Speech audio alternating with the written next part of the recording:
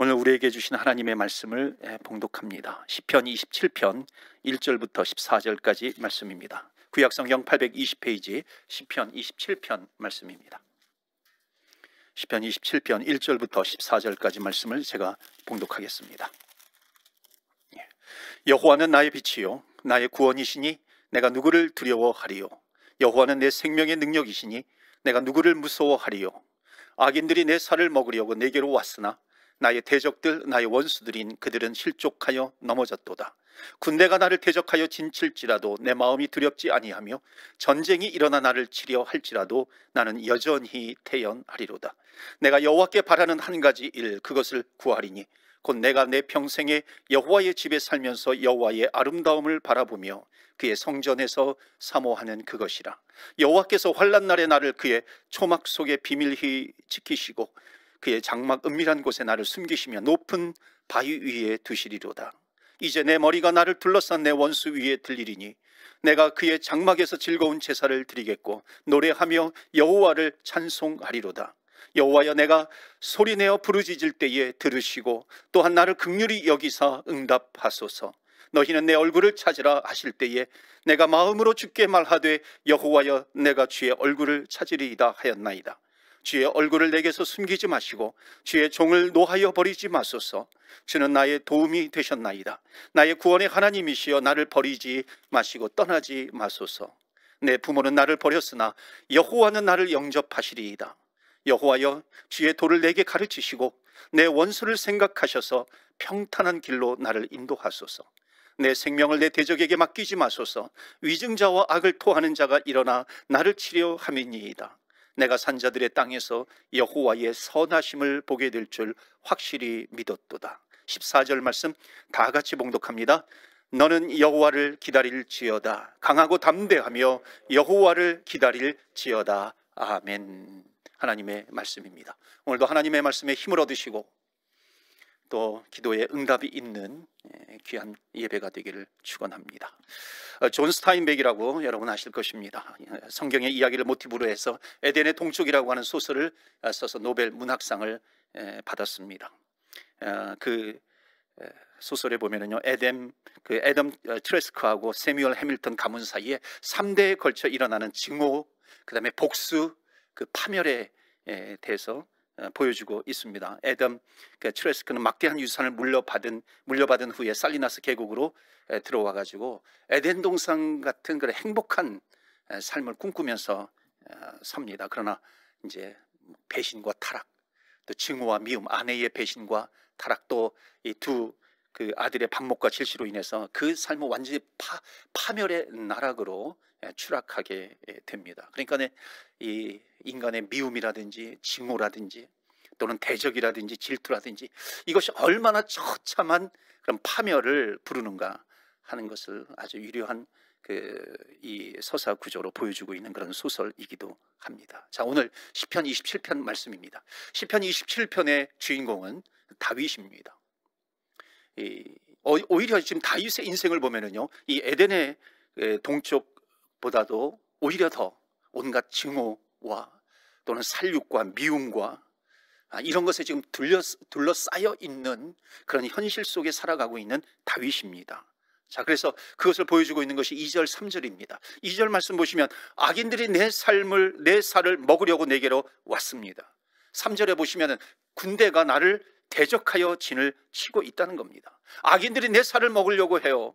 군대가 나를 대적하고 있는 겁니다. 자, 그런데 그때 이 다윗이 어떻게 합니까? 하나님 앞에 두려운 마음을 가지고 하나님 앞에 외칩니다. 그것이 1절이에요.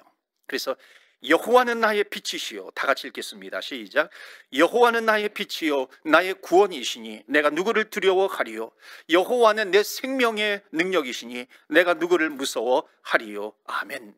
여기 지금 세 가지 중요한 단어들이 나오고 있습니다. 여호와는 나의 빛이세요, 나의 구원이세요, 나의 생명의 능력이라고 하는 것입니다.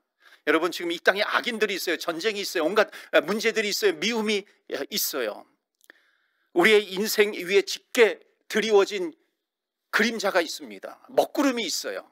그런데 주는 나의 빛이시오, 거기 하나님의 빛이 임하는 것입니다. 주는 나의 구원이시요 구원의 능력이 임하며 생명의 능력이십니다. 생명의 능력이, 그 빛이 영화롭게 우리의 인생 가운데 쏟아지게 되면은요, 어떤 염려라든지 어떤 근심이라든지 문제라든지 두려움이라든지 답답함이라든지 이것이 다 떠나가게 될 줄로 믿습니다. 그래서 다윗은 고백하는 거예요. 여호와는 나의 빛이시다. 두 번째가 뭐예요? 여호와는 나의 구원이십니다. 구원의 능력이십니다. 여러분은 왜 이 세상에 전쟁이 있고요, 왜 미움이 있고 증오가 있고요, 대적이 있어요, 악인이 있어요? 그것은 무엇을 얘기하고 있냐면요, 우리 인간은 죄인이라고 하는 겁니다. 죄가 있다는 거예요. 자, 이것을 해결하기 위해서, 여러분, 죄가 해결되기 위해서는 죄 있는 사람이 해결하지 못합니다. 죄가 해결되기 위해서는 반드시 죄가 없는 사람이 이것을 해결해야 된다는 것입니다. 그래서 하나님께서 인간의 몸을 입으시고, 예수님께서 인간의 몸을 입으시고 이 땅에 내려오셔서, 그는 죄가 없으시지만은 우리의 인간의 죄를 짊어지시고 우리가 달려야 될 그 십자가에 우리의 죄를 지시고 십자가에 달려 돌아가신 예수 그리스도예요. 우리의 죄값을 친히 담당하셨습니다. 이 예수님을 믿으면요, 이 예수님을 나의 구세주로 영접하고 내 마음으로 믿고 입으로 시인하면 예수님은 나의 주님이십니다, 나의 주인이십니다. 우리가 그 믿음을 가지고 나아가게 되면은요, 믿으면은 우리의 죄가 어떻게 된다고요? 예수 그리스도에게로 전가가 되는 것입니다. 그러니까 죄가 옮겨진다는 것이죠. 여러분, 죄가 옮겨지는 것이 왜 중요할까요? 그것은 이유가 뭐냐면, 죄가 옮겨지는 것이 끝이 아니죠. 이것의 목적이 무엇입니까? 하나님과 나 사이에 가로막고 있는 그 먹구름이 무엇 때문이에요? 죄 때문인데 그 죄가 사라진 것입니다. 그러므로 말미암아 하나님과 나 사이에 화평이 이루어진 것입니다. 하나님과 나 사이에 화평이 이루어졌으니까는 이제 예수님은 나의 구세주이세요, 예수님은 나의 주님이십니다, 나를 도와주옵소서, 예수님을 나의 구세주와 주님으로 모셔드리면은 이제 예수님은 구원의 능력이십니다. 그 구원의 능력이 하늘로부터 나에게로 임하게 된다는 것입니다. 하나님, 나는 부족합니다, 하나님 도와주소서 하면은 그 능력이 우리에게 임한다는 것입니다. 그래서 여호와는 나의 구원의 능력이십니다. 그래서 세 번째로, 여호와는 나의 생명의 능력이십니다. 왜? 우리에게 구원의 능력을 베풀어 주셨기에 우리에게 생명을 주신 겁니다. 새로운 생명이요, 영원한 생명을 주신 줄 믿습니다. 그래서 예수님께서 이 땅에 오신 이유가 요한복음 10장 10절에 보면 분명히 말씀하시죠. 내가 온 것은 양으로 생명을 얻게 하고, 생명을 얻게 하는 것이고 그것을 더 풍성하게 받아 누리게 하려 함이니라 라고 하는 겁니다. 그러니까 예수님과 하나님과 나 사이에 이 막힌 구원의 걸림돌이 되는 그 죄의 문제가 해결되니까는 여호와는 나의 빛이시고 내 구원의 능력이시고 생명의 능력이 되시는 줄 믿습니다. 자, 그런데요, 우리가 하나님을 믿었어요, 하나님의 자녀가 되었어요. 그렇음에도 불구하고 하나님의 자녀가 되었다는 것은 이제 나는 예수 믿는 사람이 되었어요, 성도가 되었어요, 신자가 되었다라고 하는 거예요. 그럼에도 불구하고 성도들 위에 새롭게 드리워진 먹구름이 있습니다. 그것이 무엇일까요? 그 먹구름 때문에 하나님의 빛이 임해야 되는데 빛이 임하지 않아요. 능력이, 구원의 능력이 임하지 않아요. 생명이 임하지를 않는 겁니다. 그것이 무엇일까요? 그것은 바로 염려와 근심과 두려움과 걱정과 한숨, 이런 것을 이야기하고 있습니다. 예수님을 믿는데도 불구하고 여전히 염려가 있어요. 여전히 두려워해요. 여전히 걱정과 한숨이 우리에게 있는 거예요. 무서워서 벌벌 떨고 있는 겁니다. 걱정하는 것입니다. 그런 사람들에게는 하늘에 속한 하나님의 빛, 구원의 능력, 생명의 능력, 이것이 임하지를 못하는 것입니다. 여러분, 오늘날 얼마나 많은 사람들이 예수님을 믿었어요. 예수님을 믿을 때 우리를 돌아보면 얼마나 그 순간이 기쁨의 순간이에요. 그럼에도 불구하고 얼마나 기쁜 순간인데, 기뻤는데 예수님을 만나고 믿음으로 말미암아 그 기쁨을 상실하면서 살아가는 신자들이 적지 않다는 것입니다. 마치 사냥꾼의 그 올무에서 풀려난 새처럼 하나님께서 우리에게 빗장을 풀어주셨는데, 우리에게 자유롭게 나르라고 빗장을 풀어주셨음에도 불구하고 그 새장 안에 갇혀가지고 웅크리고 있는 그런 신자가 아직도 많다는 겁니다. 왕같은 제사장으로 나를 구원시켜 주셔서 너는 왕같은 제사장이야, 너는 왕의 자녀야, 왕으로 살라고 말씀하셨는데도 불구하고 아직까지도 종으로, 노예로 살고 있는 신자들이 적지 않다는 것입니다. 우리에게 하나님은 구원시켜 주셨어요. 뭐라 그래요? 너는 독수리야, 너가 독수리가 날개치고 올라가듯이 내가 너에게 믿음을 주었는데 그 믿음을 가지고 살아가야 되는데, 우리는 독수리라고 하는데 죽을 때까지 병아리로 살고 있는 그런 신자가 얼마나 많은지 모릅니다. 우리는 어둠의 권세에서 해방되어서 하나님께서 우리에게 생명의 권세를 주셨잖아요. 그럼에도 불구하고 아직도 어둠의 권세, 그 어둠 속에 갇혀 있어가지고 웅크리고 살아가는 신자가 많이 있다는 겁니다. 여기에 올무여, 그 다음에 세장의 족쇄의 어둠, 이것이 무엇을 이야기하고 있습니까? 우리가 예수님을 믿음에도 불구하고, 하나님을 믿는데도 불구하고 여전히 염려하고 있는 사람, 걱정하고 있는 사람, 근심에 휩싸여 있는 사람, 내일 무엇을 먹을까, 무엇을 입을까 걱정하고 있어요. 우리의 자녀들이 잘 될까 걱정하고 있어요. 내일 일을 염려하는 사람, 그 염려가 우리 인생의 먹구름이 돼가지고요, 하나님께서 공급하시는 것을, 그것을 다 쳐버리고 있는 겁니다. 차단시켜버리고 있는 거죠. 여러분, 오늘 말씀을 들을 때에 알게 모르게 우리 가운데 있는 모든 염려와 걱정과 근심, 이것이 말씀을 들을 때 다 떠나가기를 주의 이름으로 축원합니다. 그래서 여호와는 나의 빛이시요 나의 구원이시고 나의 생명의 능력이십니다. 오늘 주님께서 구원으로, 빛으로, 생명으로 다가오시기를 주의 이름으로 축원합니다. 자, 이런 그 원수들과 대적들과 이런 전쟁의 한가운데서 다윗이 어떻게 합니까? 2절 말씀 보세요.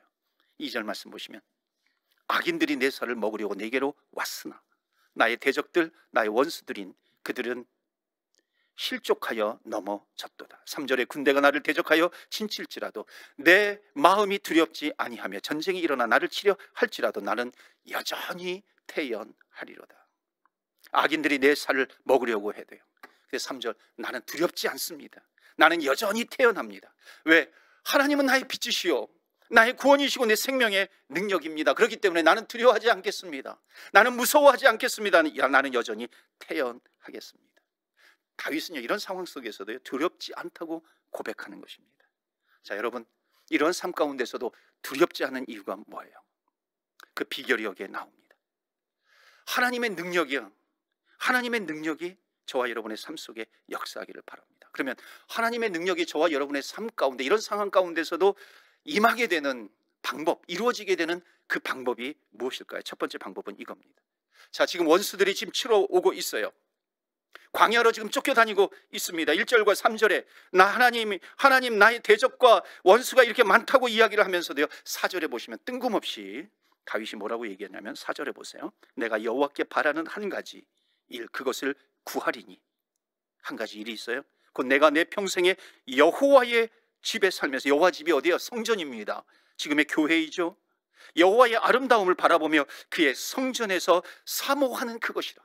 자, 성전을 사모해요. 내가 바라는 것이 있어요. 그리고 성전에서 사모하는 것이 또 있다는 겁니다. 그게 6절이에요. 그래서 6절의 말씀 보시면, 이제 내 머리가 나를 불러서 내 원수 위에 들리리니 내가 그의 장막에서요. 장막은 성전입니다. 장막에서 즐거운 제사를 드리겠고 예배를 드린다라고 하는 것입니다. 노래하며 여호와를 찬송하리로다. 갑자기 원수들이 많이 나타났다고 지금 얘기하고 있습니다. 전쟁이 일어났다고 얘기해요. 하나님 도와달라고 얘기하면서 하나님의 도우심을 구하는 첫 번째 방법이 뭐냐면은 성전에서 예배하는 것을 사모하는 거예요. 예배를 선택하고 있는 다윗입니다. 여러분, 다윗은요, 하나님의 성전에서 예배하면 하나님의 능력이 임한다라고 하는 것을 철저하게 믿은 사람이 다윗입니다. 그래서 여호와는 나의 빛이요 나의 구원이시요 내 생명의 능력이십니다. 지금 생명의 위협 가운데 있는데 그 생명의 능력이 이 세상의 상황 속에서 오는 것이 아니라 하나님의 능력으로 다가온다는 것을 믿은 이 다윗이에요. 근데 그 능력이 언제 임해요? 성전에서 예배할 때 그 능력이 임한다는 것을 말씀하고 있습니다. 여러분, 다윗은요, 성경에 여러 인물이 나오잖아요. 근데 시편을 보시면은요, 다윗은 예배자입니다. 그래서 예배에 대한 컨퍼런스라든지 예배에 대한 세미나라든지 또는 예배에 대한 어떤 뭐 찬양팀의 이름이라든지 그거 보면은 빠짐없이 나오는 게 누구예요? 인물이 누구예요? 다윗입니다. 다윗의 장막이라든지 다윗과 요나단이라든지. 여러분, 다윗은요, 예배 전문가입니다. 다윗은 예배의 그 이그젬플이에요. 시범 케이스가 되는 사람이 이 다윗입니다. 그런데 여러분, 다윗은 도망 다니면서 어디서 예배해요? 들에서도 예배했어요. 동굴에서도 예배했어요. 들판에서 예배해요. 도망 다니면서 어느 곳에서든지 예배하는 다윗입니다. 다윗의 인생을 보시면 처음부터 끝까지 다윗이 놓치지 않고 있는 것이 있어요. 그것은 뭐냐면 월십이에요. 월십과 하나님께 예배를 드리는 거예요. 자, 그런데 지금 다윗은요, 어느 장소에서나 예배 드릴 수 있는 그런 사람이에요. 그런데 신기하게도요, 오늘 말씀해 보면, 오늘 말씀뿐만이 아니죠, 다윗은 신기하게도요, 한 장소를 선택합니다. 한 장소를 선택하면서, 하나님, 제가 그 장소가 어디예요? 하나님의 집, 하나님의 성전이에요. 하나님의 성전에 가서 예배하기를 원한다 그러는 겁니다. 여러분, 지금 다윗이 무슨 예배 드릴 곳이 없어서 이런 고백을 하는 겁니까? 여러분, 정말 잘 새겨드려야 될 것은요, 이 다윗은 수많은 곳에서 예배 드릴 수 있지만은 성전 안에서, 성전에서 예배 드리는 것이 얼마나 중요한가, 이 가치를 철저하게 깨닫고 아는 사람이 누구예요? 다윗입니다. 여러분, 우리가 지금 코비드 상황을 만나고 있어요. 코비드 상황이 지속이 되면서 우리가 잃어버리기 쉬운 것이 뭐냐면은 바로 함께 모여서 드리는 예배입니다. 가정에서 우리가 지금 예배 드리고 있어요. 가정에서 예배 드리는 것이 지속이 되다 보면은요, 여러분, 이것도 굉장히 중요해요. 우리가 안 드리는 것보다도 정말 천만 배 훨씬 더 중요한 겁니다. 우리는 이런 상황 가운데 최선을 다해서 하나님 앞에 예배를 드려야 합니다. 왜냐하면 지금 이 온라인으로 예배 드릴 수밖에 없는 그런 상황입니다. 그런데 문제는 뭐냐면요, 이렇게 온라인으로 예배를 드리면 이것도 괜찮네, 이것도 괜찮네. 함께 모여서 예배 드리지 않아도 이렇게 예배 드리는 것도 괜찮네. 이런 것은 굉장히 위험한 우리의 신앙생활이라고 하는 겁니다. 여러분, 우리의 신앙생활 가운데, 예배생활 가운데 우리가 이렇게 온라인으로 예배를 드리는 것, 이것을 당연시해서는 안 된다라고 하는 겁니다. 나중에 이제 코비드 상황이 풀렸어요. 코비드 상황이 풀려서 함께 모여서 예배 드릴 수 있는 상황이 됨에도 불구하고 우리 혼자서 예배 드리는 것이 뉴스가 되어버렸어요. 그래서 그 함께 모여서 예배 드리지 않아도 되네, 않아도 되네. 여러분, 이것은 굉장히 위험한 우리의 신앙생활이요, 예배생활이라고 하는 겁니다. 코비드 상황 가운데 우리가 온라인 예배를 드리고 있지만은요, 우리가 놓치지 말아야 될 것이 있어요. 그것은 뭐냐면 성전을 사모하면서 성전에서 예배 드리는 것. 다윗처럼 들로 도망다니고 동굴로 도망다니고 거기에서 예배 드리고 있지만, 그런 상황 가운데서도 그 마음속에, 그 중심 가운데 놓치지 않은 것이 있어요. 내가 주의 성전을 사모합니다. 주의 성전에서 예배 드리는 그것을 사모합니다. 여러분, 그래서요, 우리는 온라인으로 예배 드리는 것 최선을 다해서 예배 드려야 됩니다. 그런데 그것으로 끝나면 되지 않죠. 우리가 이 상황이 끝나도요, 오히려 좋은 기회예요. 우리의 성전, 우리의 예배가, 우리의 가정에서 내가 개인적으로 예배 드릴 수 있는 것이 얼마나 귀하고 복된 겁니까? 그거는 계속 가야 되죠. 그러나 그것이 끝이 아닙니다. 우리는 사모해야 돼요. 성전에서 예배 드리는 것을 사모해야 되는 것이죠. 성전에서 예배 드리는 것이 끝이 아닙니다. 성전에서 우리가 함께 모여서 예배 드리는 것도요, 우리가 사모해야 될 것이 있어요. 그것은 뭐냐면 천상에서, 천국에서 예배 드리는 것을 사모하면서 우리는 예배를 드려야 한다라고 하는 것입니다. 그래서 우리가 잃어버리면 안 되는 것이 있어요. 성전에서 함께 모여서 예배 드리는 것, 이 사모하는 것을 잃어버려서는 안 된다는 겁니다. 자, 좀 더 나아가서요, 우리의 예배를 약화시키는 것이 또 하나 있습니다. 여러분, 성도의 삶에는 두 가지 예배의 장소가 있습니다. 첫째는 삶의 현장에서의 예배입니다. 우리는 어디에서나 예배 드릴 수 있어요. 다윗처럼 운전하면서도 우리는 예배 드릴 수 있죠. 나 혼자 있으면서 운전하면서 우리가 하나님 앞에 예배 드릴 수 있습니다. 우리는 또 가정에서요, 또 설거지하면서요, 부엌에서 예배 드릴 수 있어요. 화장대 앞에서도 우리는 예배 드릴 수 있고요, 학교가 예배의 장소가 될 수 있고, 직장이 예배의 장소가 될 수 있다는 거예요. 그런데 여러분, 반드시 한 가지 잊지 않고 기억해야 될 것이 뭐냐면은 함께 모여서 하나님 앞에 예배드리는 예배, 이것도 우리의 신앙생활에서 절대적으로 중요하다라고 하는 겁니다. 그러니까 이 삶에서의 예배와 우리 함께 모여서 성전에서 드리는 예배가, 이 균형이 무너지면 안 된다는 것입니다. 여러분, 성전에서 예배드리는 것을 잃어버리게 하는 것이 있어요. 코비드 전까지요, 지금도 마찬가지인데요, 이 기독교 안에서 일어나는 그 운동을 보면서 상당히 경계심을 갖게 하는 것이 있어요. 지금도 마찬가지인데요, 기독교가 하도 욕을 많이 먹으니까요, 삶의 영성을 참 많이 강조하는 그런 시대이기도 합니다. 그런데 삶의 영성을 강조하는 것은 좋은데, 삶의 어떤 개인적인 삶의 영성을 강조를 하다 보니까는요, 공동체의 영성이 무너지고 있다라고 하는 겁니다. 공동체 영성이 무너지는 경우가 있는 거예요. 여러분, 이런 얘기 많이 들으셨죠? 모여서 예배하면 뭐해? 삶이 뒷받침이 되지 않는데 세상에서 똑바로 살아야지. 우리가 교회에서 모여서 손들고 찬양하고 그러면 뭐해? 삶이 엉망인데. 맞아요. 이것에 대해서 나쁘다, 옳지 않다, 그것을 얘기하는 것이 아닙니다. 그런데 이 말 속에 담겨져 있는 아주 위험한, 이 말 속에 내포되고 있는 것이 있습니다. 그것은 뭐냐면 우리가 삶에서 예배를 드리는 거나 교회에서 우리가 예배를 잘 드리는 것, 이 두 가지가 다 중요한데 삶에서 예배 드리는 것이 중요해요. 이 말 속에는 뭐가 담겨 있냐면은 공동체 예배가 별거 아니라고 하는 그런 지적이 은연중에 이 말 속에 담겨져 있다라고 하는 겁니다. 여러분, 지금 세계에서 가장 큰 교회는 뭐니 해도 우리가 그 여의도 순복음교회라고 얘기하잖아요. 얼마 전에도 그 신문에 나왔는데 보니까 65만 명인가 70만 명의 성도가 있다고 해요. 그런데 여러분, 이 교회를 능가하는 교회가 생긴 거 알아요? 일명 가나안 교회입니다. 한 100몇 명 정도가 된다 그래요. 여러분, 가나안 교회, 그러니까 안 나가는 교회, 기성교회 이를 안 나가는 성도를 거꾸로 해가지고 가나안, 그래서 가나안 성도라고 이야기를 합니다. 내가 예수님을 믿는데 교회 안 나가요. 그래서 가나안 성도예요. 나는 예수 믿고 천국에 간다라고 하는 그런 확신이 있어 내 입으로 고백을 하는데 교회 공동체에는 소속되지 않는 가나안 성도입니다. 원래 이 가나안 성도라고 하는 용어는 언제 나왔냐면 요즘 나온 것이 아니라 1971년도에 그 무교회주의자인 함석헌 씨가 처음 우리나라에서 사용한 걸로 알려져요. 이 누구의 영향을 많이 받았냐면 일본의 우찌무라 간조라고 하는 무교회주의자, 일본 기독교에서는 비교적 존경을 받는 사람입니다. 그런데 무교회주의자예요. 이 평화주의자로도 알려져 있습니다. 그런데 이 사람의 문제가 뭐였냐면요, 그 일본의 일제의 그 한국 조선 침략을 정당화했어요. 그리고 일본의 그 태평양 전쟁, 대동아 전쟁을 벌일 때 그것을 찬양하는 글을 신문에다 기고하기도 했습니다. 무교회주의자, 평화주의자로 알려져 있지만 굉장히 문제가 많은 사람입니다. 이 무교회주의자의 영향을 받은 사람이 한국의 김교신 그리고 이 함석헌 씨입니다. 그래서 무교회주의자, 우리 교회에서 처음 이 가나안 성도라고 현 기성교회에 대해서 불만을 가지면서 교회는 다니지 않지만 성도라고 얘기하는 의미에서 가나안 성도라고 하는 말을 사용을 했습니다.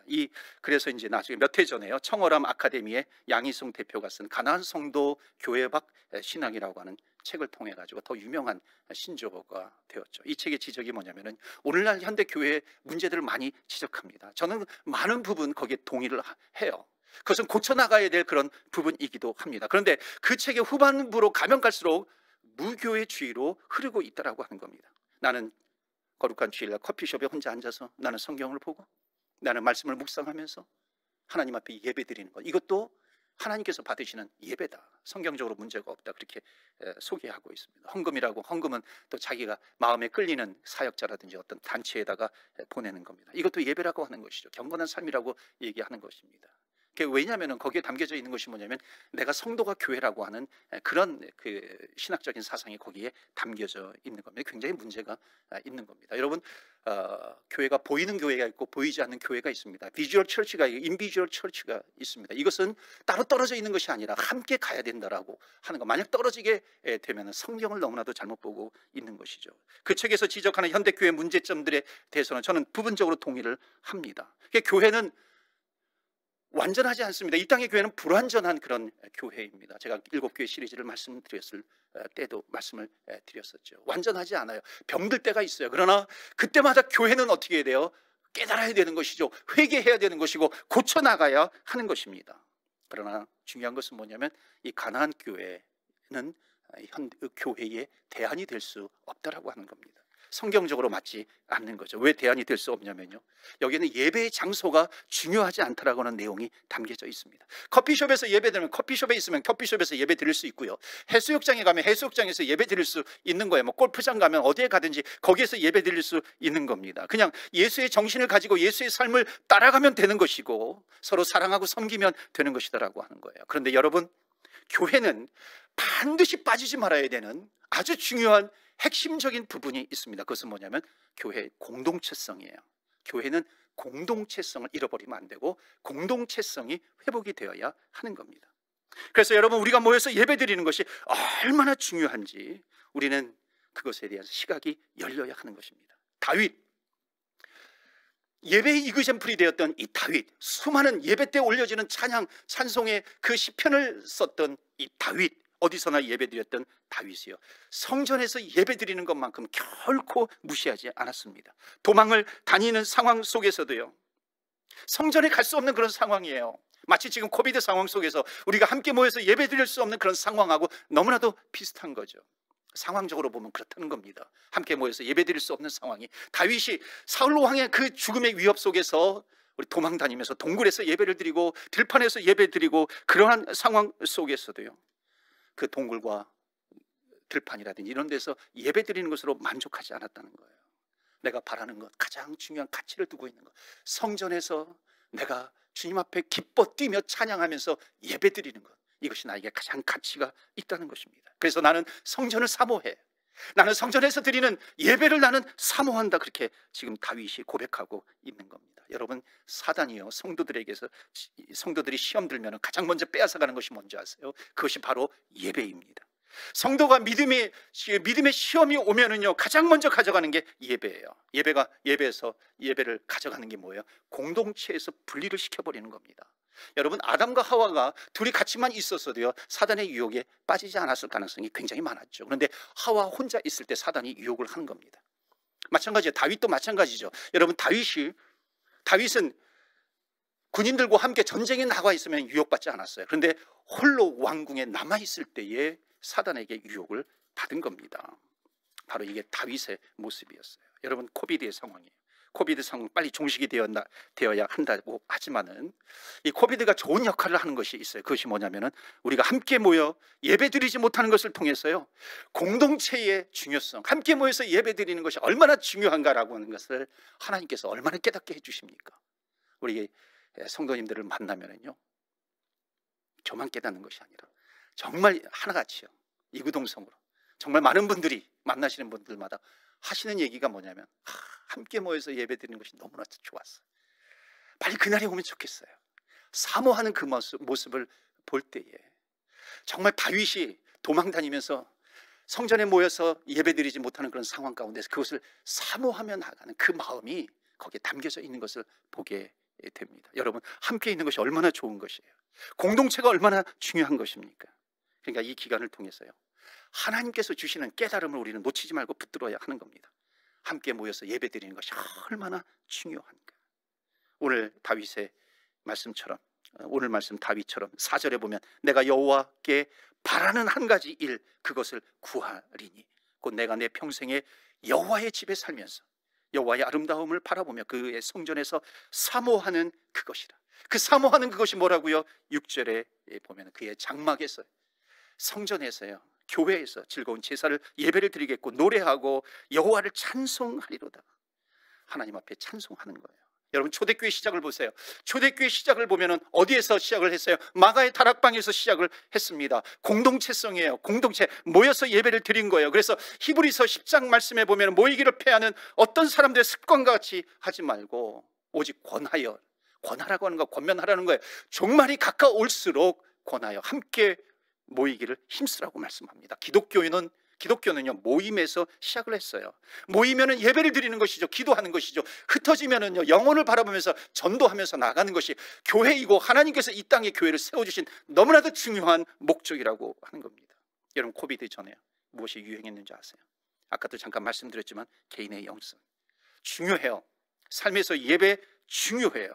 그런데 문제는 뭐냐면은 이 공동체의, 교회의 이 공동체성 해체시켜 버리는 겁니다. 뭔지 아세요? 그냥 시간이 될 때 와. 그냥 안 와도 너가 있는 것이 교회가 되는 거야. 그 현장에서 너가 혼자서 예배를 드려도 그냥 하나님이 그곳에 계시는 거야.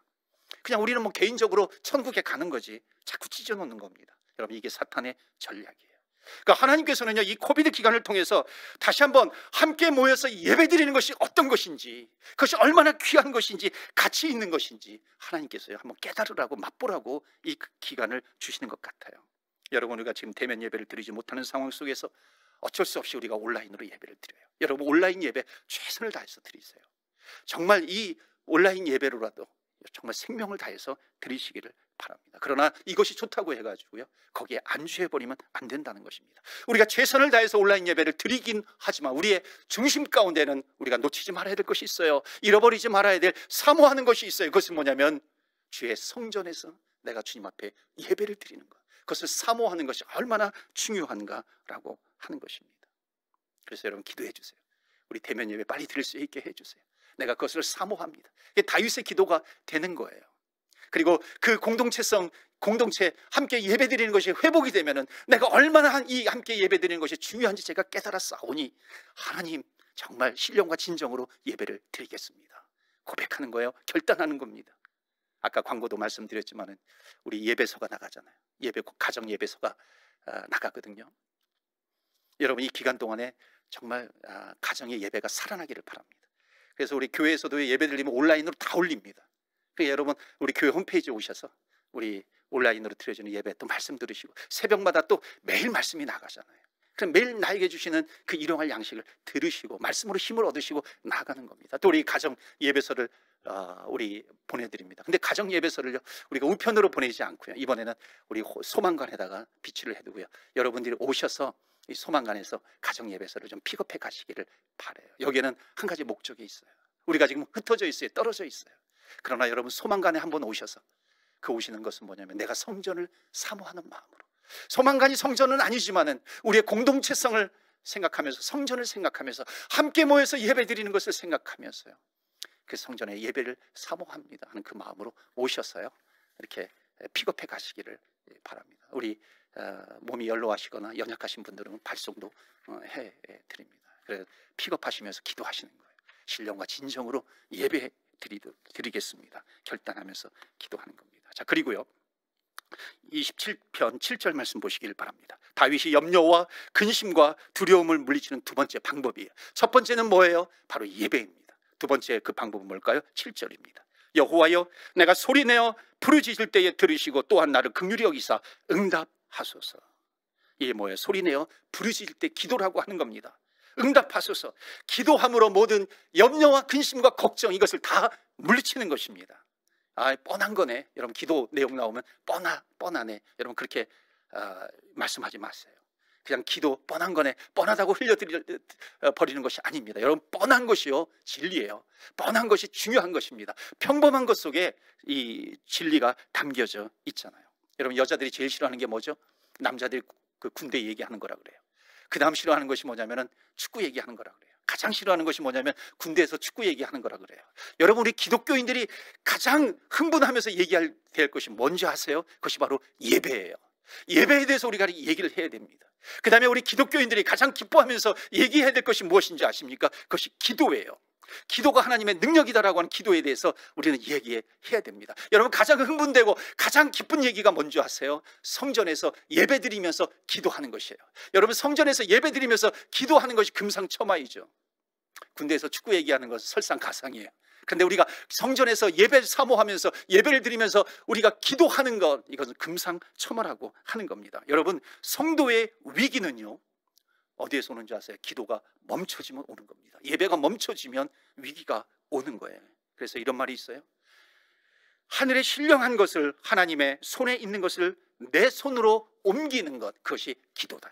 하나님의 손에 담겨져 있는 은혜와 축복을 내 손 위로 옮기는 것이 바로 기도다라고 하는 겁니다. 그런데 여러분 하나님의 손 위에 아무리 좋은 것이 있어도 기도하지 않으면 안 된다는 거예요. 그래서 예수님께서 구하라, 두드리라, 찾으라 말씀하셨습니다. 여러분 구하라, 두드리라, 찾으라라고 하는 것을 두 글자로 줄이면 뭐예요? 바로 기도라고 하는 거예요.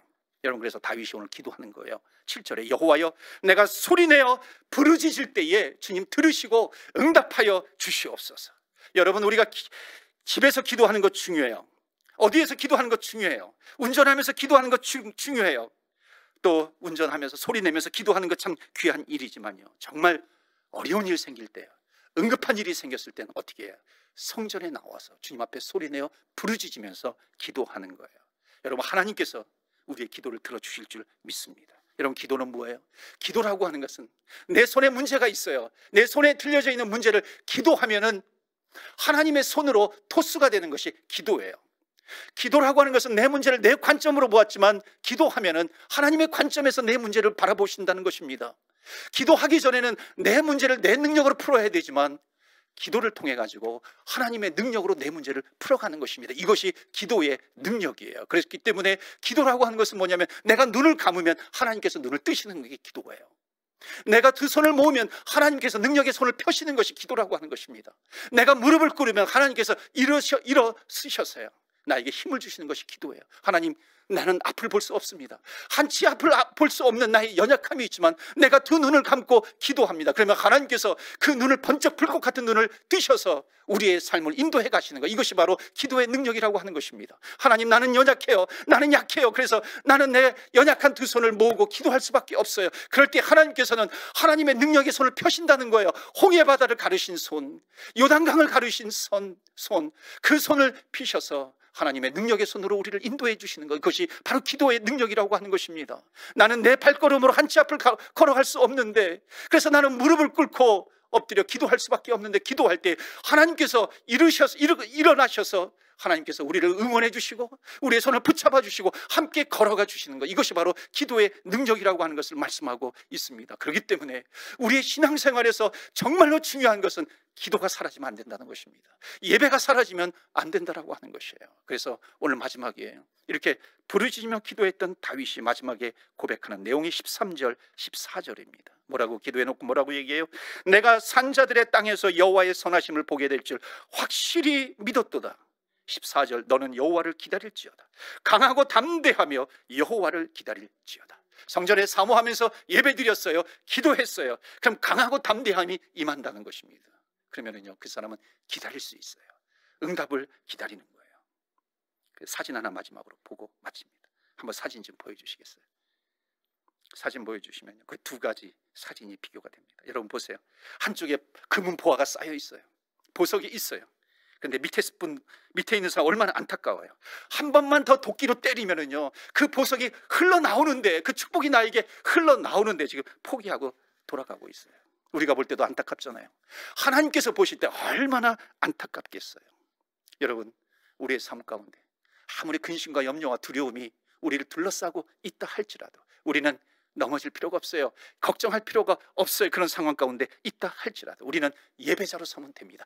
한 번 더 예배자로 서는 것이고요, 한 번 더 주님 앞에 기도하는 것이고, 한 번 더 찬양하는 것입니다. 그리고 기다리는 거예요. 확신 가운데 기다리는 것입니다.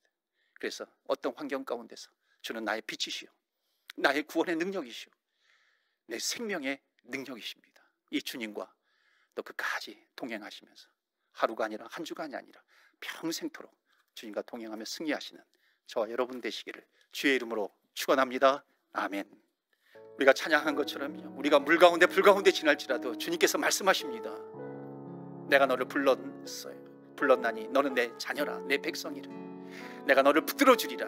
놀라지 말라, 두려워 말라. 주님께서 우리에게 말씀하십니다. 우리의 상황이 아무리 염려와 걱정과 근심과 두려움이 나를 애워싸고 있다 할지라도요, 그러나 우리는 기도할 수 있습니다.